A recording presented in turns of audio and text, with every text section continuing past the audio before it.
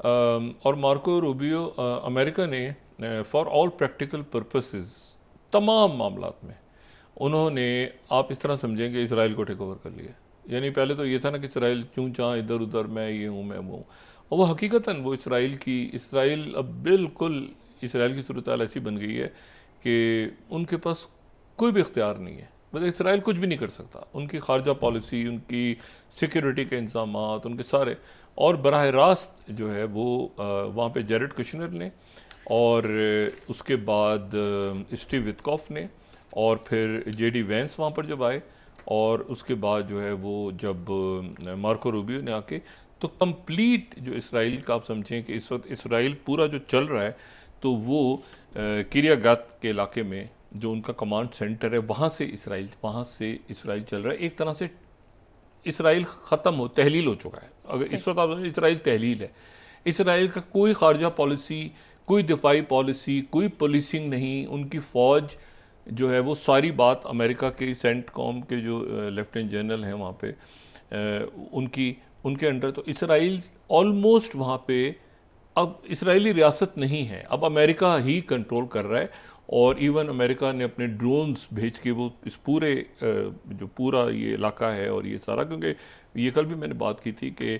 अभी उनके वो जो डेड बॉडीज़ वगैरह रुक गई थी, लेकिन फ़ेज़ 2 में उन्होंने कहा आगे चलो, बात नहीं बस ये फ़ेज़ 2 को स्टार्ट करो फौरी तौर पे। उन्होंने कहा तुर्की नहीं आएगा, उन्होंने कहा तुर्की तो होगा। अभी प्रेसिडेंट उर्दगन ने कहा है कि थोड़ी देर पहले उनकी आज स्पीच हुई है, उसमें उन्होंने कहा है कि रशिया से लेके गज़ा तक और कोई दुनिया का ऐसा कॉन्फ्लिक्ट नहीं है जो बगैर टर्की के, जहाँ पे टर्की जिसको रिजॉल्व करने के लिए इन्वॉल्व ना हो। Sir, field marshal Syed Asim Munir साहब ने मिस्र के सदर अब्दुल फताह सीसी से मुलाकात में बाहिमी सिक्योरिटी और अवामी रवाबित को मज़ीद फ़रोग़ देने पर जोर दिया है। कितना ये डिप्लोमेटिकली पाकिस्तान जो है जी, वो,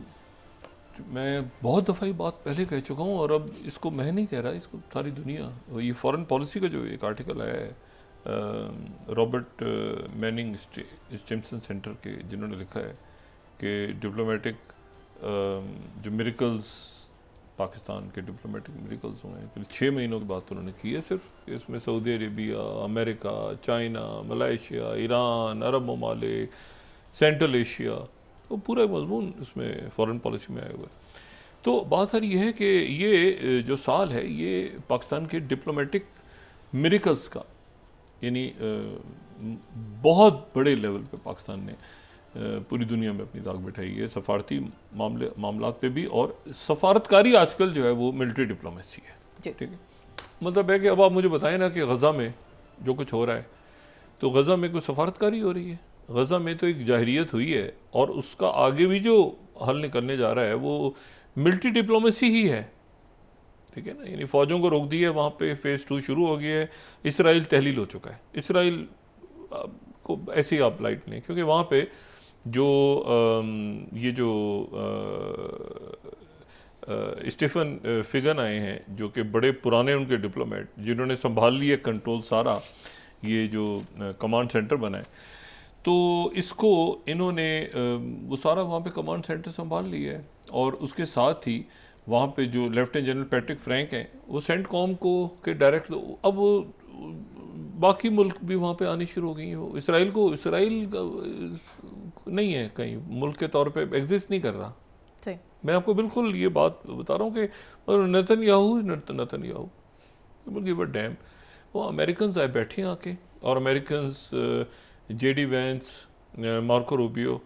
और स्टीव विटकॉफ और जेरेड कुशनर और ये सारी शख्सियात जो हैं ये मौजूद हैं, और ये वहाँ पर आगे कैसे मूव करने का, उन्होंने कहा जो हमारे वो अभी तक भी तो वापस नहीं आई, उन्होंने कहा छोड़ दो, आगे फ़ेज़ 2 की तरफ बढ़ो, फ़ेज़ 2 की तरफ बढ़ें। यानी अब वो मामला सारे तय होंगे कि स्टेबलाइजेशन फोर्स कौन सी आएगी, क्या होगा, इमदाद जो है अक़वाम मुत्तहिदा के तहत। इन्होंने कहा कि तुर्की हमारी रेड लाइन है। वो प्रेसिडेंट उर्दगन ने कहा है कि कोई ऐसा एक भी जगह नहीं है जहाँ पर तुर्की दरमियान में ना हो। और यहाँ पर ये मैं कोट कर रहा हूँ, ये हुर्रियत को 31 तुर्की as a key player in all region location, ये उर्दुगान ने भी जवाब दे दिया, तो तुर्की के बगैर तो सवाल ही पैदा नहीं होता। अच्छा, मरवान बरगुती और बाकी लोग भी सारे रिहा होने जा रहे हैं। और आज जो डेली मेल है बरतानिया का, उसने एक ख़बर ऐसी दी है जो कि एक बहुत अजब इंकशाफ हुआ है। इंटेलिजेंस के पास ये थी इतलात, लेकिन डेली मेल ने जो ख़बर दी है तो वो उसके बाद ये जो है ये एक इसराइल के अंदर बिल्कुल, इस डेली मेल ने ख़बर ये लगाई है, वही कह रहे हैं कि जी जितने लोग यहाँ से हम रिहा कर रहे हैं और जिनके बारे में बात हो रही है कि उनको, वो तो 5 स्टार होटल में ठहरे हुए हैं वहाँ पे। वो तो इजिप्ट में जो जलावतन रहनुमा हैं, जो कैदी रिहा हुए हैं, जितने कैदियों को हमने रिहा किया है और जिनके, वो तो वहाँ पे 5 स्टार होटल में ठहरे हुए हैं काहिरा के अंदर,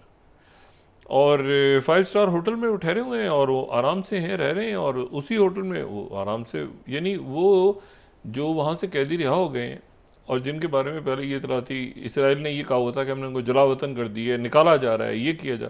और डेली मेल ने कहा कि वो तो 5 स्टार होटल में रह रहे हैं वहाँ पे कायरा के अंदर, और वो तो बड़े मज़े के साथ वहाँ पर रखा हुआ है, उनके साथ वेस्टर्न डिप्लोमेट भी मिल रहे हैं उन कैदियों के साथ। कोई उनमें से 30 साल बाद निकला है, कोई 25 साल बाद निकला है जेल से। तो ये जो है ये वहाँ पर ये जो है ये एक बहुत बड़ी उनके लिए जो है ये इसको फिर 34 अगर हम देखें, ये इसी रिपोर्ट को फिर इसराइल की मीडिया ने भी कैरी कर ली है, हमास टेररिस्ट फ्रीड अंडर गजा सीज 5 स्टार कायरो होटल। अब इशू ये है कि यहाँ वो ख़त, मैंने आपसे कहा ना कि वो फॉर ऑल प्रैक्टिकल पर्पसेस जो है वो इसराइल की जो पूरी कंप्लीट पॉलिसी है, वो पॉलिसी उनकी वो चली, वो है नहीं उनके पास, वो उनके हाथ में नहीं है अब। और मार्को रूबियो और अभी जो गालिब गलूच हुई है नेतन्याहू के साथ, तो वो फारिग हो गए, उनकी जो है ना कमांड सेंटर से उनकी डील हो रही है, और वो फेज़ 2 जो है वो अभी इसराइल नेशनल न्यूज़ 37 वो होस्टेज डिलेज होंगी, कुछ भी होगा, फेज़ 2 को आगे बढ़ाओ 37, तो कह रहे हैं आगे करो, फेज़ 2 पे आगे बात करो, छोड़ दो, आते रहेंगे वहाँ से होस्टेज की मैयतें, और उधर भी तो 10,000 और 20,000 फ़लस्तीनी भी तो दबे हो। तो अभी तो प्रेसिडेंट ट्रम्प जो है वो आ गया, लेकिन इसमें एक इशू ये है दरमियान में कि अगर तो रशिया के साथ उन्होंने कहा है कि मैं सैंक्शंस लगा रहा हूँ, ये कल हमने बात की, 2 बड़ी मेजर ऑयल कंपनीज पे उन्होंने पाबंदियां लगा दी, मुलाकात भी कैंसिल हो गई बुडापेस्ट में होने वाली, लेकिन टॉमहॉक्स नहीं दिए, टॉमहॉक्स नहीं दिए। और एक शख्सियत जो है, स्टीव वित्कॉफ कहाँ गए? स्टीव वित्कॉफ जो है वो वापस पहुंच गए वाशिंगटन डीसी, और एक शख्सियत जो है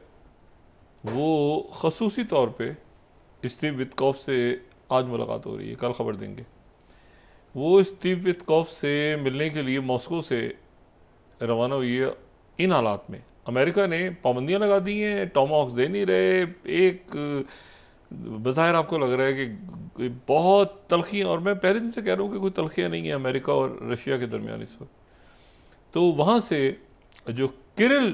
दिमित्रिव हैं, वो जो उनके रशियन फंड के हेड हैं, वो जो स्टीव वित्कॉफ के, वो इस वक्त पहुँच गए हैं, वो आज पहुँच गए हैं पिछले 24 घंटों में वाशिंगटन डीसी, और उनकी वाशिंगटन में मुलाकात हो रही है स्टीव वित्कॉफ से, और स्टीव वित्कॉफ से उनकी मुलाकात हो रही है, और स्टीव वित्कॉफ से उनकी मुलाकात हो रही है, और स्टीव वित्कॉफ के साथ उनकी मुलाकात में उन्होंने कहा है कि ये डिप्लोमेटिकली हल हो जाएगा मामला, यूक्रेन का मसला कोई इतना इंपॉर्टेंट नहीं है। ये मैं राइटर्स को कोट कर रहा हूँ, 42 प्यूटिन एंड वाई दिमित्री, वो ये वाशिंगटन में 42 वाशिंगटन में वो कह रहे हैं कि मामला हल हो जाएंगे, टेंशन लेने की क्या ज़रूरत है। और फिर क्रेमलिन की तरफ से कहा गया है कि भाई यूक्रेन के अलावा भी हमारी बहुत सारी बातें हो रही हैं, यूक्रेन की अगर फिक्स नहीं भी करना ये टास्क को, यूक्रेन होता रहेगा ये बात में, और हमारे अमेरिका से बराह रास्त बहुत सारे मामला हैं, हमारी तिजारत है, हमारे और इश्यूज़ हैं। 43 उन्होंने कहा यूक्रेन इशू नहीं है, टॉमहॉक एक छोटा इशू है, हमारे और अमेरिका से पुतिन और ट्रम्प के ताल्लुकात बहुत आगे जा चुके हैं, उसमें विदाउट फिक्सेट अगर नहीं भी होता तो हमारे और बहुत सारे, ये मैं बात कर चुका हूँ कि ट्रेड के हवाले से और जो पाइपलाइंस हैं उसके ऊपर काम हो रहा है जी। अब यहाँ पर वो वेनेजुएला उनका पार्टनर है, रशिया का स्ट्रेटेजिक पार्टनर है। क्या प्रेसिडेंट ट्रम्प वेनेजुएला की रिजीम चेंज करवाते हैं, जंग रुकती है, जंग आगे जाती है, क्योंकि बराह रास्त रशिया के साथ वेनेजुएला का एक ताल्लुक है, ये यहाँ पे देख रहे हैं। अच्छा, और प्रेसिडेंट ट्रम्प जो है वो साथ ही वो मिलने जा रहे हैं नॉर्थ कोरिया से। अच्छा, अब यहाँ ये बात एक बड़ी इंटरेस्टिंग है, नॉर्थ कोरिया से मिलने जा रहे हैं, नॉर्थ कोरिया के प्रेसिडेंट से किम जॉन से मिलने जा रहे हैं और उनकी मुलाकात जो है वो बड़ी इंटरेस्टिंग होगी। 30 को ही गालिबन हो जाएगी मुलाकात, और 30 को उनकी मुलाकात हो जाएगी, और उस मुलाकात में प्रेसिडेंट ट्रम्प आसियान आ रहे हैं यहाँ पर, वो जापान का भी दौरा करेंगे, वो क्या क्या यकीन दहानी करवाने आ रहे हैं अपने। अब देखिए ना, फिलिपीन, ये जो उनके इत्तेहादी मुल्क हैं, उनको क्या बताने आ रहे हैं कि अमेरिका आपके साथ है, आपके दुश्मनों के अगेंस्ट। तो उनके दुश्मन कौन है भाई? अमेरिका अपने पार्टनर्स के साथ खड़ा है जी। आपके दुश्मनों के अगेंस्ट। यही मकसद हो सकता है ना भाई। पैसिफिक में अगर आप आसियान में आ रहे हैं या यहाँ पे, तो मैसेज तो ये हो सकता है, जापान जा रहे हैं इधर, कि भाई आपके हम साथ खड़े हैं,